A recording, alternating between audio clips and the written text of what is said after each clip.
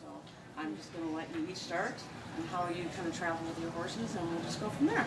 Alrighty? Thank you, Lisa. Yeah. Thanks for everything you do.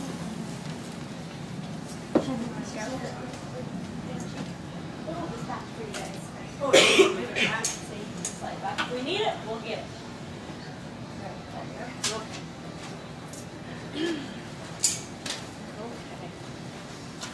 Well, great to see all of you here, and you know, like I said, we would like to keep this very informal. So, you know, a lot of what we thought we would talk about today, if you have questions about traveling and what we do with our horses while we're going up and down the road and things like that. But, you know, like Lisa said, keep it very informal. We can answer anything that you'd like to ask, and we'll just go from there. But, you know, I guess, first of all, I'd like to say, you know, it's just very individual as far as what you do with your horses when traveling. Everybody does it different. There's no cookie-cutter explanation or way of doing anything, so it's just something very personal. So I'm sure you'll find that today. I've never traveled with Angie, so not knowing how she does anything either, but you know, it's just something very individual. And I guess more than anything, I just try to keep in mind my horse's comfort, what's going to keep them happy, and just very conscientious of what's going on around me. You know, whether it be weather changes, or you know, if the wind is blowing when I pull in somewhere, I want to, you know, make sure I park my trailer so my horses can stand on the side with the shade if it's hot and windy, you know, out of the, you know, so it's just very, very individual oriented. Some maybe go farther than others, and it's just something that I guess I give it a lot of thought to, about keeping my horses happy. So that's my utmost goal. Same with me. It's individual. All horses are different. Some things make others happy, and you know, some, you know, you just kind of change around. But for me, I just kind of treat them like I would want myself. I mean, if it's hot outside, like you said, I'll tie them on the shade side.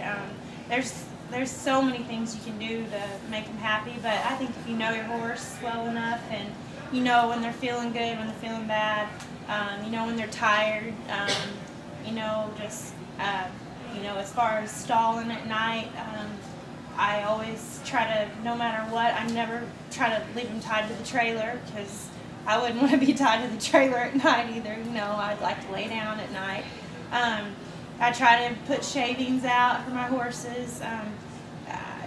I know some people may call me crazy, but horses love to roll in shavings, and love soft dirt, and love to just, you know, roll and itch and scratch their back and all that good stuff. So it's just kind of like you. I mean, if you're comfortable, and I just try to make sure my horses are always comfortable and happy. And with that being said, too, I think the environment in which we're used to, you know, I live on a ranch, so my horses have some turn-out time. They like to graze grass, so my husband, he's so funny. He'll always say when we pull in somewhere, if he's with me, he's like, "Where do you want to park?" And if I say, "Oh, it doesn't matter," he's like, "Yeah, right, it does." And so I'm usually back in a far corner if there's a little grassy spot, or you know, something like that. But and I'm sure you guys are looking for more individual questions. You know, whether we wrap legs, don't wrap legs. Yeah. You know. Things like that, just ask us. I Yes. mean, it makes it easier for us to answer. Yeah. So do you support, like, do you put like magnet, you know, blankets on, or do you, you know, the shoes with the cushion and stuff like that?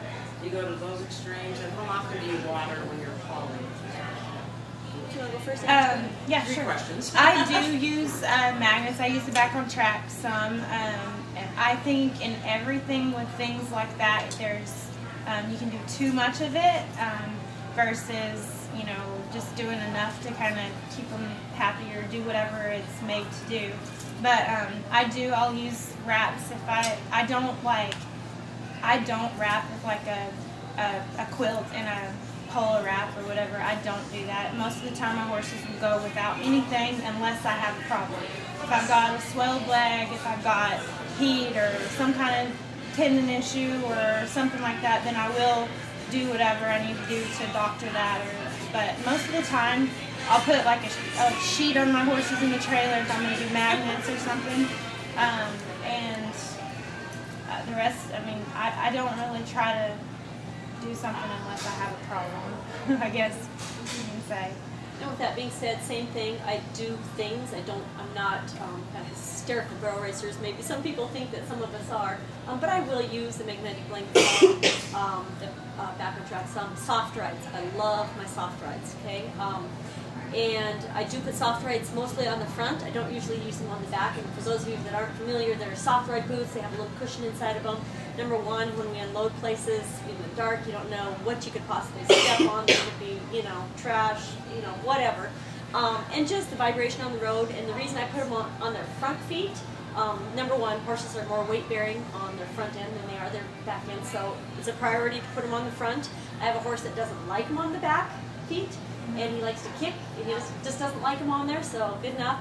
And the third thing is that sometimes I haul anywhere from 3 to 4, and I used to haul 5 horses, and so to put the little booties and all of that on all of these horses and keep it, I'm like, okay. So first and foremost, front feet. But yes, I do love my soft rides. As far as leg wrapping, depending on my distance that I'm going to go. If I'm going to haul a great distance and know that I'm going to be traveling for 16 hours or something, I will try to leg wrap just because they will stock up a little bit. It's not an absolute necessity, no. And so, but for the most part, long hauls, I will try to do some short hauls, put their soft rides on and throw them in. So, yeah.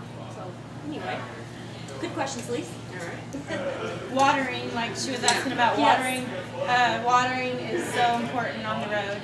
No matter if it's wintertime or summertime or whatever, but we usually try to stop every 4 hours at least and try to water. So do you unload them to them every 4 hours? Not always. I mean, I usually and this varies too, about 8 hours is where I'll start looking for a place to stop and unload and walk and clean the trailer and get all that stuff done. But every time I stop, I always offer them water. Sometimes they drink, sometimes they don't. But do you ever add anything to try to get them to drink? Does that kind of stuff work or not? I don't add anything. I know there are some people that do, add some things to their water, like Kool-Aid or things to kind of keep the taste the same. But I don't. I haven't had a horse that doesn't really drink that well on the road. If I do, then I'll make other arrangements to, to take care of it with something else, adding electrolytes or something like that. So. Yeah. And same thing, I will always offer water whenever I stop, especially if it's hot. I mean, even if you stop in 2 hours or something, just get a little bucket and try. I like to unload. Usually I try to keep it 4 to 6 hours, and when I do unload, and the reason when I do unload a little bit more often, I've had a couple horses that, we've had them scoped and had to make sure everything was okay, but their airways get gurgly, okay, for lack of better terminology maybe, but that you can hear a little respiratory. What the thing is about horses, and that's why they like to feed horses on the ground or whatever, horses need to get their heads down. So just a little tidbit of information that I've learned over the years with certain horses that have had problems. If you can allow them, when you unload them, to get their heads down, within minutes, I've had a particular horse where they'll just have drainage. They're not sick, but just that mucus. I mean, that is a horse's defense mechanism for their mucus, and it'll just drain.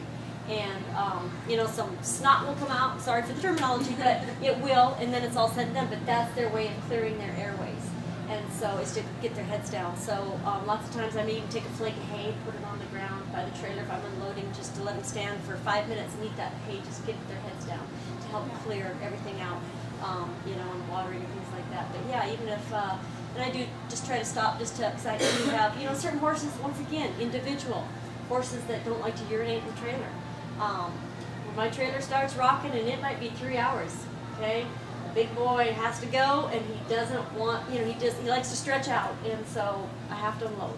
He just, and he will urinate in the trailer, but does not like to. So if I can stop, even if it's for 15 minutes, stop, unload, he'll instantly go, let them get their heads down, we're off and running again. So, once again, very, very individual. And, if I'm on a short time frame, sometimes I don't. Sometimes if I at least stop, drop the doors down, if I have to go to the bathroom or something, and you don't have, or there's not a good place to unload, just drop the doors down enough to where they can kind of relax for a second to where he'll actually, urinate in the trailer. But once again, it's knowing your horses, knowing what makes them happy, and what you have to do for them. And maybe there's something to it that we have spoiled them. I mean, I'm sure there is something to that too, but, point being, he would rather urinate outside the trailer than inside, so that's what I'm going to do. Do you use shavings in the trailer? Absolutely. Absolutely. And I don't use a ton of shavings. Lots of times horses don't like too many shavings because they maybe, I don't know, sense that too cushy or whatever. So lots of times I'll have horses actually paw the shavings out of the way a little bit. So definitely keep some underneath them. Definitely keep some underneath, you know, where they will urinate, mare, or gelding or whatever, to absorb the urine. So I do like the shavings. A good point she mentioned was on the get horses getting their head down in the trailer, or you know, to let the drainage. On my trailers, I always have my mangers. I mean, we have to kind of have mangers on the road all the time with the storage and things, but a lot of trailer companies build the mangers where they're really high. I always request for them to lower the mangers where my horses can travel with their heads not, you know, down. I mean, I still have a manger, but they're lower and they're more comfortable, more like a natural way that a horse would stand instead of having to stand with their head up and like reach over the manger to eat and to drink, and just kind of keeps their head lower. So that is a good point to keep them more comfortable. So. I have more questions. There you go. No. In the trailer? You mean time in the trailer? Not usually, you know, unless there's a need, if there's a horse that wants to get their head down. And then sometimes horses with our mangers, as Andrew's talking, if you're familiar with the mangers, if they get their heads down, sometimes, I don't know why it's so hard for them to get their heads back up. But there are certain horses that will get them down but don't seem to get them back up. And a horse with that instance, I would probably tie them. Normally I don't have any troubles. Unless, sometimes too, if I don't have as many horses with me as I do, you know, have room for, lots of times I'll open something up and give a horse, like, say, a stall and a half, where they can just actually relax a little bit more in there. And with that being the case, then I would tie them, you know, a little bit longer or whatever. But just so, I kind of feel bad because I have a colt when I take him with me. He goes in the first stall. Then lots of times Louie will get the second and third stall combined. But if I tie, and I will tie him then because he's in a larger area. But if I don't tie him, he will reach over the divider and not necessarily bite, but extremely irritate the horse, you know, that's up there in that stall, and that colt, he just hates it. So I do have to, you know, once again, knowing your horses, and some people like to for safety. So, and if I do tie, I always tie to a twine string. I'm very conscientious, even on the outsides of my trailers. Everything is with a twine string, or I actually have some nicer rope than twine string that I use to, you know, trying to make it more fashionable. But yeah, I do tie a lot to the string. So.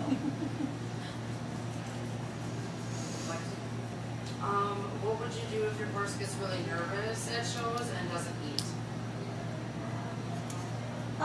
You know, I think number one, trying to address their nerves. Why are they nervous? You know, is it the loudspeaker? Is it, you know, just being there in general? Knowing your horse, is he a nervous horse to begin with? More so than ever, people are very conscientious now with horses and ulcers. You know, and it's huge. Horses get ulcers very easily. So just kind of knowing your horse and knowing, you know, at home if he's like this, or if it's just at the shows, but there's things that you can do to try to prevent, you know, ulcers from ever happening. You know, keeping hay in front of them whenever you can, keeping their stomach full or whatever, because you do not want them stressing. So there's little things you can do. A lot of people plug their horse's ears if it's noise that bothers them. Having a buddy horse, okay? For example, Louie has to have a buddy horse. I mean, he's absolutely, you think he's a very confident horse and doing his job, but he's probably one of the most insecure horses I have ever owned. So, you know, having that, you know, once again, knowing your horse, that what makes him nervous, what can you do to keep him happy and prevent him from being nervous and scared in those situations. And just, you know, my horse is giving him a lot of confidence in petting him and talking to him. I mean, just having my husband in the alley with me. I mean, if I didn't, my horse would be twice as nervous as, you know, if he weren't. Or, you know, so every horse has their thing as far as keeping them, their comfort zone. But that's what they're used to. What do you think, Angie? Same thing. I kind of think of the same deal. Like, I'll look at all the reasons, like, why is he getting nervous? Is there something physical, something, like, does he have ulcers? Is there something that's making him, like, not want to be here? Or same thing. A lot of times, too, the confidence in your horse. It's just like you, if you go your first day of kindergarten or something, you know, you're nervous and you don't know what's going to happen. I try to do a lot of repetition things with my horses to where they're confident, to where they know it's going to happen. They know the drill. They're nothing's. I try not to let anything surprise them to where it's, and at rodeos, of course, I ride a lot of colts too. So, but at the rodeos, you can't control the atmosphere really around you. But I try to just keep it where it's, same thing. I try to give them confidence. I try to, make sure I know my horse and why he's getting. I have a horse that I've faturityed on. I've had him since he was 3, and he's just always been a nervous horse. He just gets so nervous all the time, no matter what. So also me controlling myself and my nerves and my thinking, everything that goes through you, it goes through your horse. So just keeping myself under control too is a big help for him. And more than anything, I keep stressing the individuality of your animal. Because you can warm horses up differently. I mean, different horses can, there's some horses you warm up longer if they're nervous, like Louie's a nervous horse. So I'm going to use my horses in particular as an example. He's a nervous horse. I have to start out quiet, start out slow, just trying to keep his mind frame good, okay? As I get closer to the time, I usually get off and, just kind of stand beside him, let him almost regroup and kind of come back down again, because he, as the time goes and we increase our warm-up and more trotting or whatever, and he starts, so just knowing that horse in particular, that's something that I do very individual to him. My other horse, Chisholm, he's pretty laid-back kind of guy, so therefore my warm-up's a little bit shorter, and, I kind of peak it at the end, and, once again, he's ready to go then, okay, so I don't have to tiptoe around him. So, knowing your horse. The more you can know about your horse and what works, but you're going to have to try different things. It didn't just happen that I knew that. It was trial and error and experience, like, okay, this isn't working, what do I need to do? It's always being very analytical of what you need to do to try to make it better. If you're conscientious enough to care, you'll find a way. So like last night before you ran, at what time did you get on Louie, and like how much time did he have before he went down that alleyway? Just about an hour. An hour, okay. About an hour. And everybody does it different. It's so funny even when you get here, and Angie well knows, having been here many times herself, that it's just very predictive of who's going to be on early, who's going to get on late and come lope a couple circles and go to the arena. Everybody, but you know what? Everybody does it different, and you'll see the world champions, and I always preach that at my clinics. Just even the last, 3 or 4 world champions that we've had, they are all so different. And I always use Brittany Posey and Sherry Servey and Lindsay Sears and Mary Walker. They're 4 examples of from one end of the spectrum to the other. But it goes to show it all works. You can make it work if you individualize your program. And whether it be their warm-ups, the way they did things, these girls are so opposite, it's just almost comical. But it goes to show that there is no cookie-cutter way of doing this. I totally agree. Yeah, and it's just, and yeah. Angie knows exactly what I'm talking about, having been there and been with them. What? How do you handle feeding on the road when you're dealing with, wild schedules and you've got to get from this place to that place, but, timing that so your horse can relax and eat? I always try to feed, I try to keep it as much as I can on the same time schedule, but, like I said, crazy schedules and things, but I always will just try to, think about it with myself. Like, me eating a big meal right before I go run is probably not going to be that good for me, so if I always try to feed at least 2 to 3 hours before I know I'm going to make my run, and sometimes even more, I would say. But, if I'm going to run at, 9:30 or so, I'll feed my horse at least by, 5:30, 5 o'clock, somewhere right in there. And I'll let him drink, and sometimes I'll just feed half of what I feed him, like their grain, and give him just a little bit of hay. I don't really want to ever have him really full on hay and things like that, but you just have to kind of make it work and figure out, just like you would with yourself if you were going to go compete at something. You don't want to be on a full stomach, and you don't want to be thirsty, but you don't want to be full either. So that's what I do. So unless anybody has any more questions on traveling with your horses, do you have any more questions on traveling? kind of want to switch it up a little bit. Okay. Have we got any more? I'm really curious, just because you guys all have so many different horses and you're training and competing and everything. I'm always wondering, what is your, like, what supplements do you use and why do you use them and what do you believe in as far as your grains and your feeds and your hay, stuff like that, to kind of keep them at a good balance? Well, I think more than anything, once again, the personal preference, and once you feel like you find something that's working, you just stick with it, which is, you know, because there's so much out there. There's so much out there. You know, you almost have to be a nutritionist. So I try to do my homework. I'm a label reader, so I want to know. And you know, for supplements, for example, there are so many supplements on the market. Okay, number one, you probably can't do harm, you know, with your regular joint supplements or things like that, but you know, sometimes it's not exactly scientifically proven how much, you know, joint supplements are absorbed orally. So with that being said, yes, I feed joint supplements in hoping, you know, that I'm doing everything that I can for my horses, same way, you know, with the, you know, vitamins and minerals and things like that.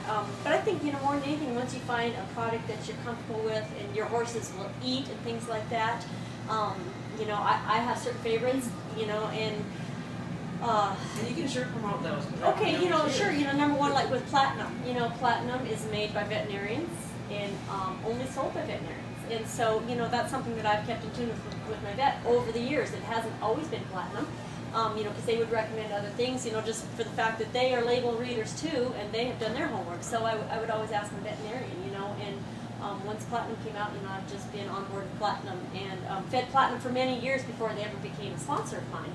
And so anyway, so I'm very satisfied with that product, you know, and then the feed product, and I've used many different feed products over the years as far as, and I do use Woody's Performance Horse Feeds, but just even on a personal note, just because I actually know Alan Woodbury, he's from my part of the country, he has fed Kentucky Derby equine, or, you know, winners, several Kentucky Derby winners as a matter of fact, and it's a beet pulp based feed, which is very high in fiber and it's very good for the digestive system. So you know, I got the best of both worlds. You know, somebody close by, it's a feed that I like. My horses absolutely love it.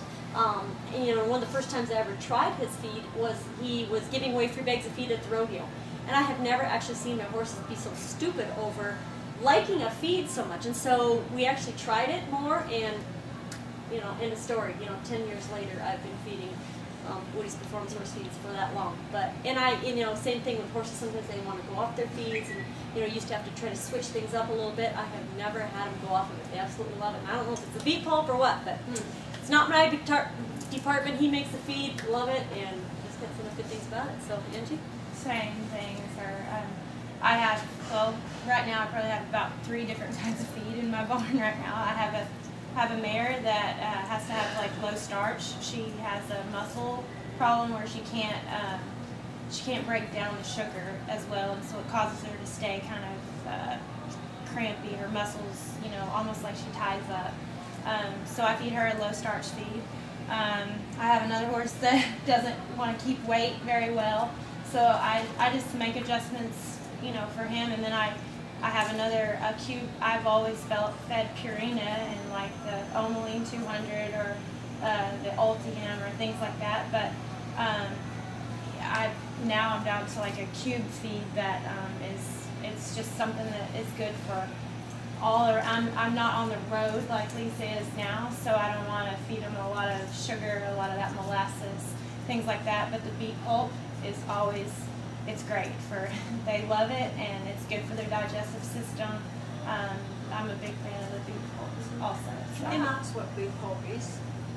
It's just, it's beets that are shredded. It's like shredded beets, right? And it's just shredded beets, and it's been dehydrated, I would imagine. I wet mine and put it like, I put water in it and wet it down. It swells, yeah.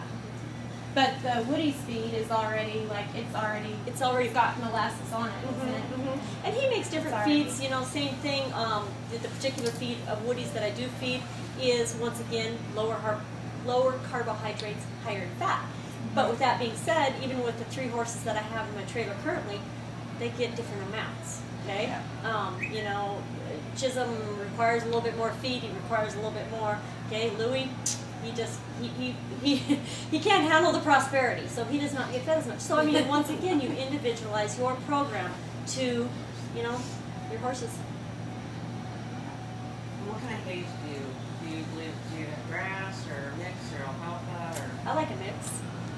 I feed grass hay, I feed a coastal hay, I feed Timothy hay, and I always feed alfalfa. Just So you mix it up then? I do.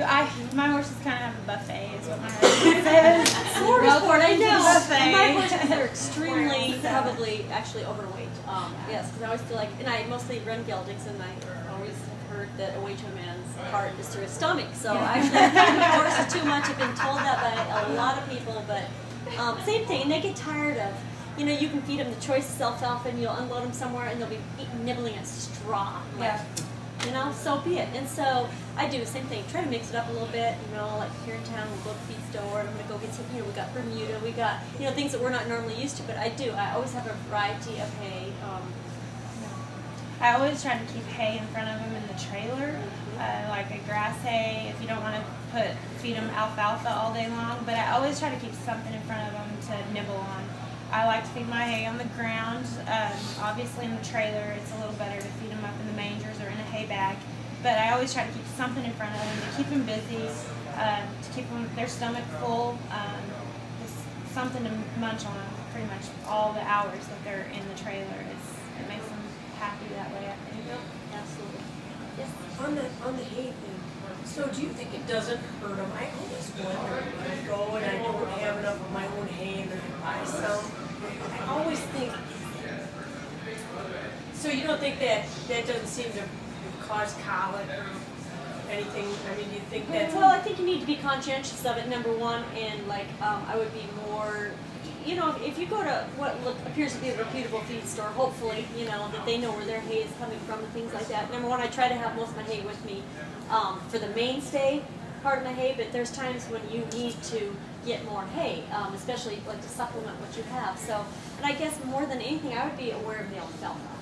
Where the alfalfa has come from in regards to blister feedings, definitely. Yeah. And so if you're not an alfalfa hay feeder, certainly don't start feeding it on the road from somewhere else. So keeping that in mind, I would think you would be a lot more safer with your grasses than you would be your alfalfas, and switching your hays, that way. Yeah, some alfalfa is higher in protein, Depending on Well, how so you just not. the alfalfa you think that you should be careful with? I would say the alfalfa is probably more. I would be more careful. We're no with experts that. here, but yeah, but yeah. I would say yes, definitely. Be I know, aware of that. I know some people, and this is, I try to get good alfalfa because I know some people this is dating myself way back, but like Twyla Harler, she made the finals, and all she fed her horse was good alfalfa. She lived in Arizona. She had the opportunity to have good alfalfa hay, and that's all she fed him was alfalfa. And he looked great, felt great, and my horses like alfalfa, and they, I just feel like it gives them energy, and they like it, they eat it, but like you said, being on the road a lot, it's hard to get the same alfalfa, the same feed everywhere. We travel Washington to Texas to all over, and it's different. So you just have to kind of be conscientious and know that what you're feeding. Look at it. I always go out and look at it and check it. Yes, and, I don't just so it's. And just try to take as much as you can with you from home, and be aware that you're gonna, if you're gonna be running out, or you're gonna have to get some early on to where you can, feed small amounts of it and mix it with yours, or things like that. And and you're definitely sometimes gonna have a hard time if with the alfalfa. Finding quality alfalfa is very difficult sometimes. So is that what do y'all actually do to find it when you're on the road? Do you just go to a local feed store, or you know people, or? A little bit of both. If you know somebody, and it's very difficult, like you said, when you're in different parts of the country, and you kind of, being on the road, you learn, or you ask, and you kind of learn, places along the way that might be, good places. Whether you get to Arizona, once again, they have a lot of irrigated alfalfa over there. The feed stores are pretty good. Texas, I'm a little bit more leery, so definitely try to don't buy, or if you know somebody in Texas that, raises horses or whatever, or has a lot of horses, where do they get their hay from? I've asked friends before, made plans ahead of time. you know what, can I buy 8 bales of hay from you, knowing that they get their shipped in from somewhere else. So, I mean, it's all about scheduling and planning ahead. Yeah, I see that as like Planning almost ahead. the hardest thing. It is very Having hard. that hay It's very hard. out for however long y'all are out. Mm-hmm. Even the grain, I've noticed going from state to state, you know, you buy the same brand of feed like Purina, but it's different.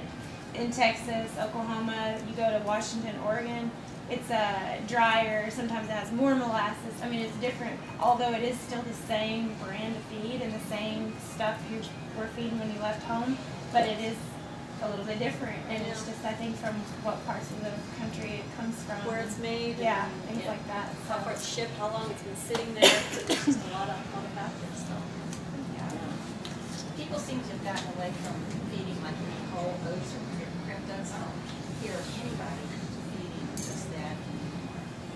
Well, I think that there are, but I think there's there's a lot of research that has been put into feed, and so I think they're always trying to promote and healthier feeds all the time. But I wouldn't say that there's not people that don't just feed oats. I certainly, when I've been to the feed stores, I still see it up on the, so. But I think there's some benefits to some other things that go into feed, whether it be the beef pulp and things like that. I mean, there's a lot of general corn, oats, barley feeds out there. A lot of them are that base feed. So. Do you not feed whole grains like oats and corn and stuff? Well, our feed products are, like, for example, my feed is, it has the whole grains in it, along with beet pulp. So it is. And do you feed like molasses mixed feeds? Or? It is the feed that I particularly feed does have a molasses mix to it. It does have some, just enough for a binding agent. I did feed whole oats. It's been probably, I don't know, 5 or 6 years ago. But that's all I fed when I was home. I wasn't rodeoing at the time, and I was just training colts and things. And I did feed just a whole oats with a mineral supplement with it, and my horses got along fine with that. Then I started, hauling some of my futurity horses and being on the road more, and then I had a mare that I was rodeoing on and going to make the NFR, and I did have to change my feed program because I didn't think she was getting enough energy and things like that. I felt like she just didn't look as good on just the whole oats. But when I wasn't competing on them and they weren't on the road all the time, they were home, but I always made sure I had good hay, good alfalfa with those whole oats. We've been associated with your feed companies. You should know like the ins and outs of your feed. We were told quite a few years back that molasses, sugar-based products like your molasses, that if your horse had a weakness in his body, then that sugar would go straight to that weakness. And do you know if there's any truth to that, or? I've not heard I don't know about that. We just, she was really knowledgeable, nutritionist, and she said that your molasses, your sugar would find that weakness in the horse's legs or any part of their body, and just that maybe we just might know. I've never been told that. And like same thing with the company that I feed. I have actually talked to his nutritionist and things like that. So I guess that's completely out of our knowledge level, and so I try to leave it to the professionals, and that sort of thing. So the fact that, for example, with Woody's Performance Horse Feeds, the fact that Kentucky Derby winners have fed his feed, I'm thinking they know way more about it than I do, so at some point in time you kind of have to leave it to the professionals, and I am no professional as far as, knowing the feed, or not a nutritionist, so, but that coming from a nutritionist, I'm not exactly sure. Yeah, no, we're not sure either. We just thought you may have known the answer to that. No idea. Sorry. Okay, so we have about 10 minutes left, and I see you have a question. Oh, it was somebody, one of the questions was aloe juice for the ulcers. Yeah, raise your hand. And there's a lot of things, as far as herbal and things like that I think probably are great, that you can do along with. Personally, when I feel like my horse has an ulcer problem, I guess I'm too afraid to take the chances to depend on certain things, because, for example, Chisholm did have an ulcer problem and will continue to have an ulcer problem. So, been strictly advised by my veterinarian not to mess around you know, if I want to use some other things along with, but I definitely use UlcerGuard, which is omeprazole, which is what, you know, Prilosec or whatever. Omeprazole is what humans use, but this is an equine grade omeprazole is what it is. It's for yes, it's for ulcer specifically. So yeah, I've tried to cut corners before and it haunted me. So therefore, like I said, if you specifically think you have a problem, I would address it more seriously. If you don't think, I think there's things along the way that you can do that would definitely be beneficial in hopes to preventing things like that. So, that answer your questions? Okay, so I'm just going to go around. If anybody has any question at all, like if you have a horse that question on any kind of tack question, or you have a problem, you know, around the barrels or whatever, just want to take this last 10 minutes to ask them whatever you want. Are you guys okay with that? There you go. Did I beat you or did you beat me? Ding, ding, ding, ding, ding. Which is the winner? Just, you know, quick, I don't want to take up the whole time, but so with horse dropping its shoulder, different, you know, recently I learned a lot about the purchase. Being higher helps a lot on that. I just wondered what else. Yeah, I mean, having a longer purchase will help with a little more lift, you know, you get a little more leverage that way. But there's certain things, and I always go back to, I mean, none of us have the perfect horse every run. So some horses are going to drop their shoulder, but I go back to slowing the drills and making sure.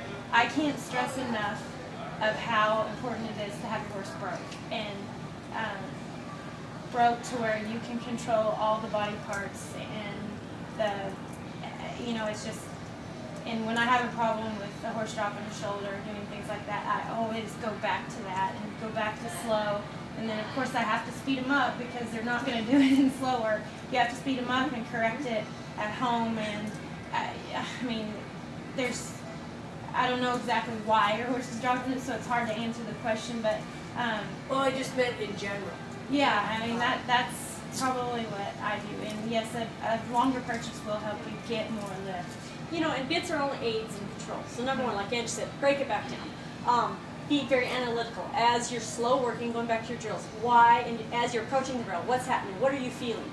Okay, Angie talked about all the parts of the body. Absolutely, ride with your feet. People, I think, have a tendency to think to do everything with their hands.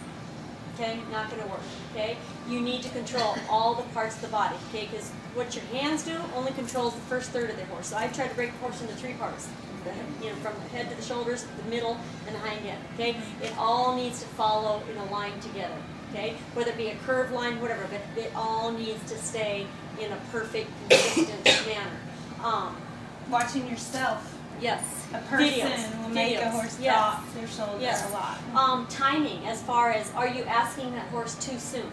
Okay, I think that's a big problem with a lot of people, that we want to help our horses so much and we're such control freaks that we want to pull on their face. And I'm just using this as a very vague terminology, but you know, horses at some point in time, they're like, you know, they get abrasive if they're not understanding what you're asking them to do. And sometimes the more you pull, the more they're going to drop. So you need to figure out what is going to find, you know, that where your horse can listen to you, using your hands, using your feet. Okay, number one, having them broke so that when you ask them to stay upright with your hand, with your feet, that whole body will listen to you. And knowing the timing, as far as, you know, some horses, you know, I ride my 2 horses differently. Chisholm, I can help him more. Louis, if I help him, he's going to drop. And he's not one that wants to drop. You know, he's a very consistent in his form is very correct. But if I, you know, don't do what works for him also, he would drop. And so it's finding that timing. How much can you help him? How much is he going to allow you? So not only the bits, but, and there are different bits. So, I mean, you have to be so analytical of what's working, why it's not working, when is it working, when does it start falling apart, you know, and then repetition, showing your horse. If you're getting to that point and they're anticipating their turn, you know, show them, like, you know what, I want you to stay lifted up, and, you know, sometimes showing them, over-exaggerating, like, no, I don't want you to drop in, I want you to stay upright. But show them that several times, gently. I mean, you don't have to be very abrupt about it, but just show them what you want them to do. And when you feel it coming, You've got to nip it right there, okay? Because once they have dropped, you're too late. It's done, okay? You can't, it's happened. So you've got to feel it coming. So you've always got to be conscientious of, anticipating them doing it and getting ahead of them all and showing them what you want them to do before they take it upon themselves to do it. Which, they're not necessarily trying to be bad about it. I mean, he may think it's his job that he's just starting his turn, okay? So. I know, like, all arenas are different and stuff, but can you, like, walk us through, like, what's your thought process when you run, like, tonight, or, like, last night? Like, where you want to be? Sure. Having a game plan. Okay, don't just go in there being a blank slate. Have a game plan. Knowing your horse, knowing how much room, where's your road going to be? Okay, what's the approach? How far can I go, like at Thomas Mack? It happens. It's going to be right there. You run through that alley. So you have to know. You have to have a game plan, what it's going to be. And it is different, obviously, everywhere. Knowing your ground conditions. Places like Cheyenne, okay, you can't treat that like just a regular rodeo. It's huge. The ground is tricky. You have to know your horse, know your game plan, okay? Like you might need to back off just a notch, go to the first barrel at Cheyenne. So things like that. So you have to have a plan and be very individual with it. We talked a lot on this yesterday. I go through my run. Before I run, I bet I've made 20 runs before I actually go in the arena and make my run. I ride a lot of different horses, so I have to really think and get my body, my hand-eye coordination, it has to be right on, if I'm going to help my horse through this run. So I will go through my run. I will see everything out. Like, I will literally be so focused that I will see out my alleyway. I'll see where I want to leave. I'll see my approach to the first barrel. I'll see the barrel. I'll see where I need to take my horse. Like, I go through my run. I've made 10 exhibitions before I run. So, but, I'll get out somewhere and I'll find a dirt clod or a trash barrel or something, and I'll just walk my horse through the run, and I'll ride my horse through that in a walk, just exactly the way I want to go, exactly where I want my hands, exactly how I want my body, where I want my hips, or where I want to be setting up. I'll just see it all out before I go in, down the alley. I think that helps me, and I think it helps your nerves. I think that it helps me to just relax, helps my horse to relax, and it gets kind of in tune, I think, with your horse. Absolutely. So, like she said, staying focused or having, you relax. If you have a plan and you're conscientious of it, it just helps you to stay focused. Otherwise, we all become this like we've all been there, scared, and you just forget, I forgot to, whatever.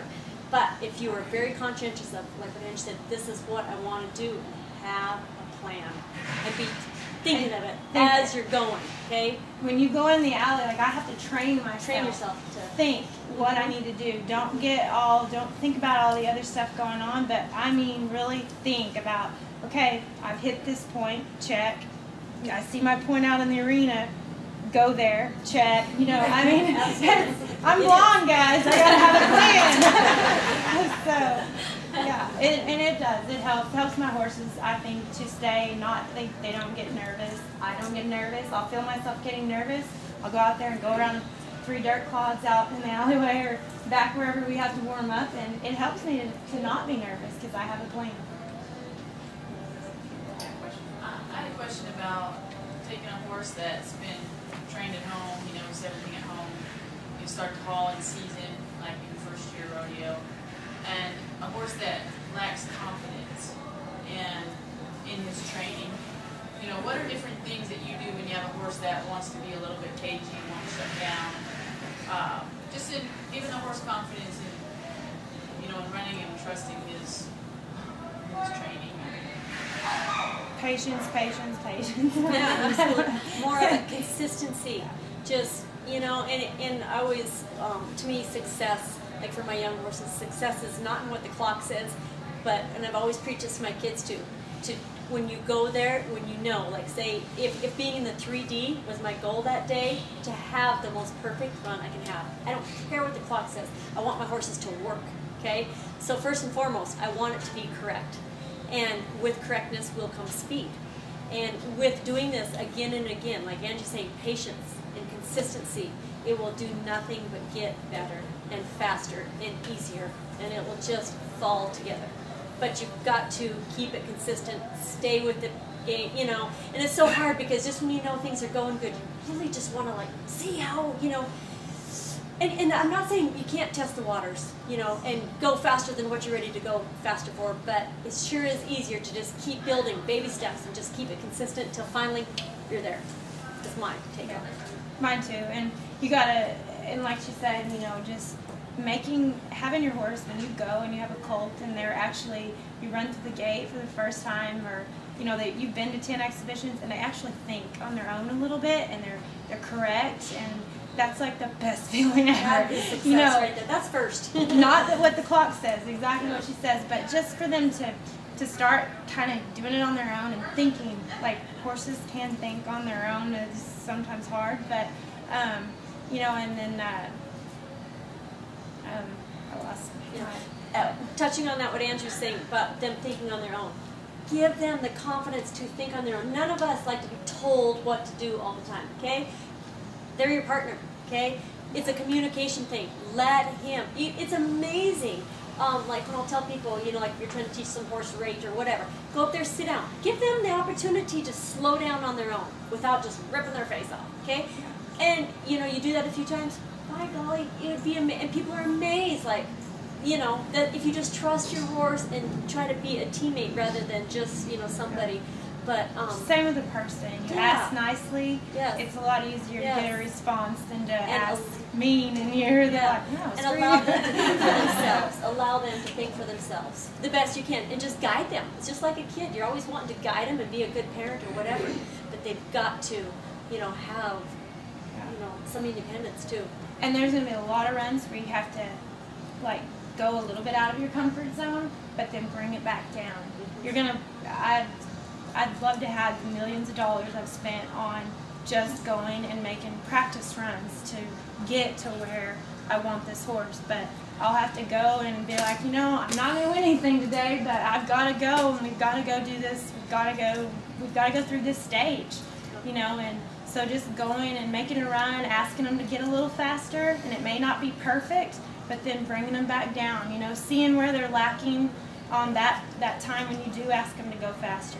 Just, you know, really focus on what they're not doing and what you need to do, and go home, do your homework, go back through, slow them back down, and it may take 20 times of slowing them back down, and then one more run, go and ask them to go a little faster, and then eventually it'll come. So if you don't mind me adding on to that, when you get to where I'm at, as I just ran my rookie year, so it just ended, and he did way better than I thought. I'm a person that lacks confidence myself, so I had kind of read some stuff. I'm really, you know, kind of giving yourself some encouragement and really trusting the training you've done, and he did way better than I thought he would, and he does, you know, big crowds, you know, 7 speakers on the second barrel is 15 feet off the wall, stuff like that. I mean, I expected, but I guess for you as a rider, how do you kind of different tactics for you when it's a big moment and you're like, okay, this is it. I need to be confident for him because he's not. And I think thinking back through my year, the days that I was confident, it came out totally in the run. The days I was starting to doubt, one stupid little thing you creep in, and then you know, that would show up. Yeah, you just said it. I mean, and you realize that. And so kudos to you for realizing, you know, when you were there and when you weren't there. But it's just like what Angie was talking about. There's got to be things you've got to talk yourself through it, okay? And, you know, just doing more of it and having that repetition, but being focused. You know, everybody's so different in how they do it, and, you know, getting on their game face or whatever, you know, whether you know, need to be off by yourself thinking about your run, or whether you need to be cordial and slap your face before you go. I mean, you know, everybody does it different, and I've got, you know, 3 kids, and let me tell you what, they are so different. You know, my daughter, I have to philosophically, now honey, let's, you know, go out there and make the best of my son. I'm like, you know what, you know, grit your teeth, and, you know, but they're so different. So that different mentality, what makes you tick, what's going to help keep you focused and grounded on your job. And you're exactly right. Being prepared. Be prepared. It helps your confidence. You know, Don't think when we get to the NFR that we don't think, that first go around, or even, oh man, I hope I have a good finals, I hope everything, don't think that those things don't come into our mind. Absolutely. We fight them too, like everybody fights that, but I don't know what it is, but there's just something in me, and I'm sure in Lisa and everything, where you block it out and you see the good and you get prepared, and that's where you get focused, and that's where you focus on what you got to do to make that good run, what you got to do to make that horse make his good run, to help him through and to help you through. And you need to figure out what works for you, what makes you, like I said, an aggressive personality, a laid-back personality, things like that. But once again, and your horse will sense your confidence. I mean, there's no doubt about it. So I have a thing that I always say. It's win without trying to win, if that makes sense. So I want to win, but I don't want to go out there and over try to where it messes everything up. It helps me more to just be, I want to just go make a good run and let the chips fall where they may. But as long as I do my job, it's going to be good. The season's so long and the journey's long, and I know that's one thing I tell myself. This is just one page in the book, and learn from it. My entry fee probably be paying for a lesson, but we're not going to learn it at home because he knows everything at home. But it's a continual education process for all of us, every day, for you, your horse. Anytime you think you know it all, absolutely. It's continual. It's a humbling, continual education experience.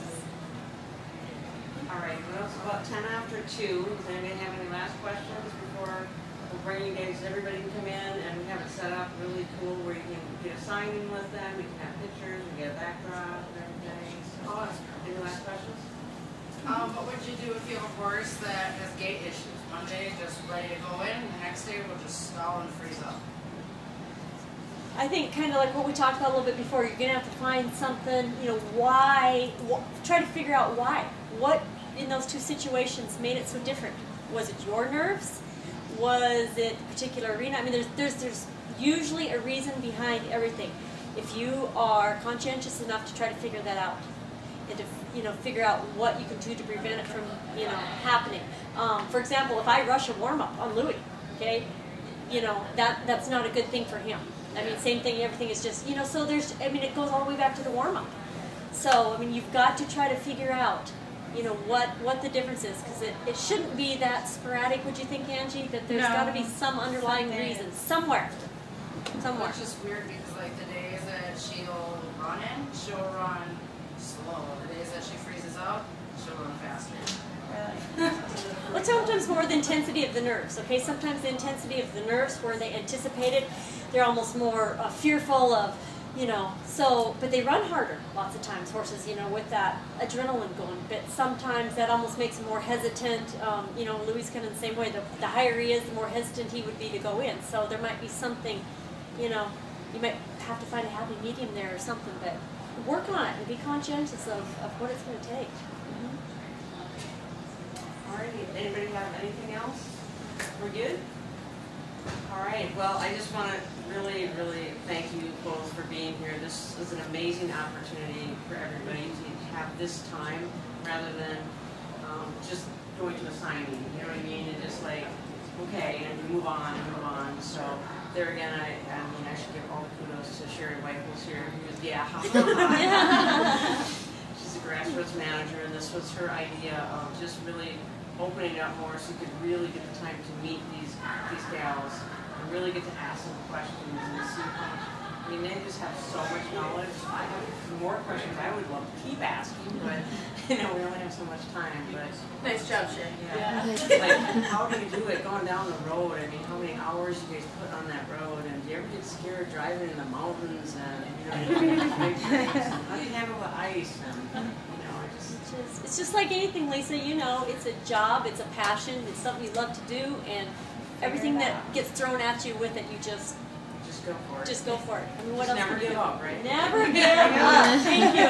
Yes, absolutely. So anyway, I just truly want to thank you too. You guys have been just such a great support for Cowgirl Tuff and just great team members here. And I mean, we're picky. We want to have the best team that we could possibly put together, and these days, well, been a shining example of that. So thank you very much. Absolutely.